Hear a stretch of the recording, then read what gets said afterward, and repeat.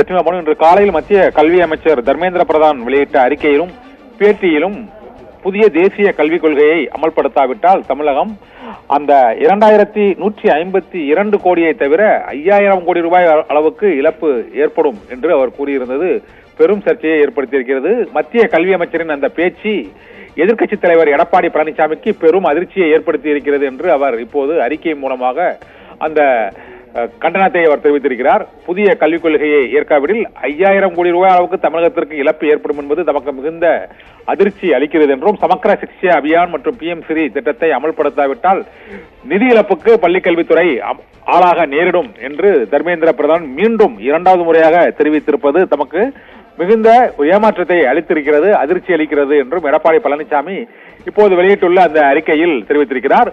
மத்திய கல்வி அமைச்சர் தர்மேந்திர பிரதானுக்கு திமுக அமைச்சர்கள் மட்டுமல்ல, துணை முதலமைச்சர் உதயநிதி ஸ்டாலின் உள்ளிட்டோரும் மத்திய அமைச்சர் தர்மேந்திர பிரதானின் அந்த முதலமைச்சர் மு க ஸ்டாலினுக்கு கடிதத்தில் உள்ள அம்சங்கள் மற்றும் அவர் அளித்த பேட்டி ஆகியவற்றுக்கு தங்களது கண்டனங்களை பதிவு செய்யக்கூடிய நிலையில் அதிமுகவின் எதிர்க்கட்சி தலைவரான எடப்பாடி பழனிசாமியும் மத்திய அமைச்சர் தர்மேந்திர பிரதானின் பேச்சு தமக்கு மிகுந்த அதிர்ச்சி அளிக்கிறது என்று கண்டனத்தை பதிவு செய்திருக்கிறார். மத்திய அமைச்சரின் பேச்சு தமிழ்நாட்டு மக்களுக்கு பெரும் கோபத்தையும் கொந்தளிப்பையும் ஏமாற்றத்தையும் ஏற்படுத்தி இருக்கிறது என்று எடப்பாடி பழனிசாமி கூறியிருக்கிறார். பாரதிய ஜனதா கட்சியில் மத்திய அரசின் அமைச்சர் ஒருவரை கண்டித்து எதிர்க்கட்சித் தலைவர் எடப்பாடி பழனிசாமி அண்மை காலங்களில் அறிக்கை வெளியிடுவது இதுதான் முதல் முறை என்பது குறிப்பிடத்தக்கது. அதுவும் மிகவும் முக்கியமான ஒரு பிரச்சனையில் இந்த அறிக்கையை அவர் வெளியிட்டிருக்கிறார். 2026 தேர்தலில் பாஜகவுடன் அதிமுக கூட்டணி அமைக்குமா என்ற சர்ச்சை போயிருக்கக்கூடிய நிலையில் இப்போது